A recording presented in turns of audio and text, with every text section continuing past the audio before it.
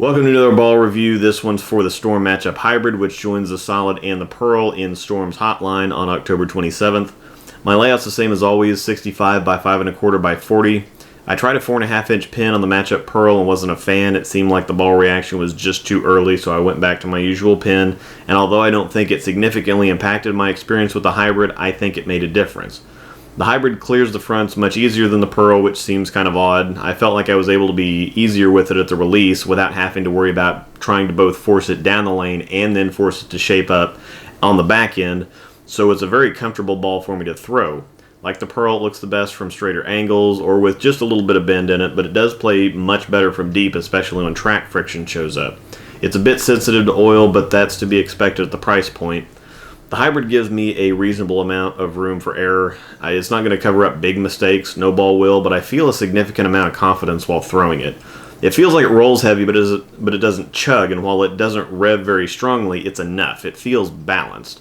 I think it's still a bit too strong for true dry conditions. It does react fairly sharply to dry boards, but they have to be absolutely dry. It doesn't take much oil to get this ball down the lane. I wouldn't say that it blends wet-dry the best, but on fresh, drier conditions, it looks really good, and as long as you have clean, consistent burn in the track, you'll be able to just move into fresh head oil and bump that friction. I beat the lane up pretty good, filming both this video and the one for the Intense, and just for fun I threw a shot with it on the line that I was throwing the Intense on after I was done, fully expecting it to just sail for days, and it didn't. It picked up and had a good motion through the pins.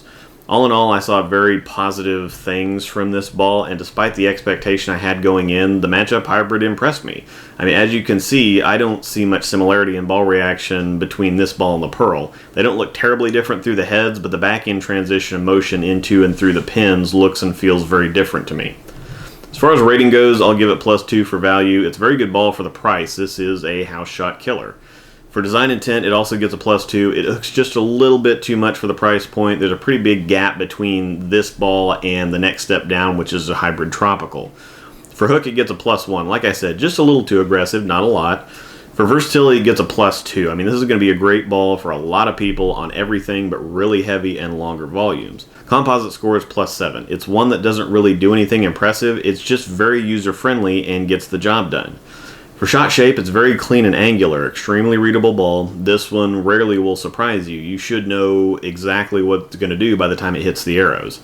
For condition type, it's going to be best on house shots, but I could really see this being in play for a lot of collegiate players, either at box or with the shine knocked off, depending on your circumstances. As I said before, the Matchup Hybrid will be available on October 27th, and while I try to keep my reviews as objective and opinion-free as possible, I can't help but recommend this one. If you're interested in something a bit higher powered, check out my review for the Intense. Thanks for watching. We'll see you on the next one.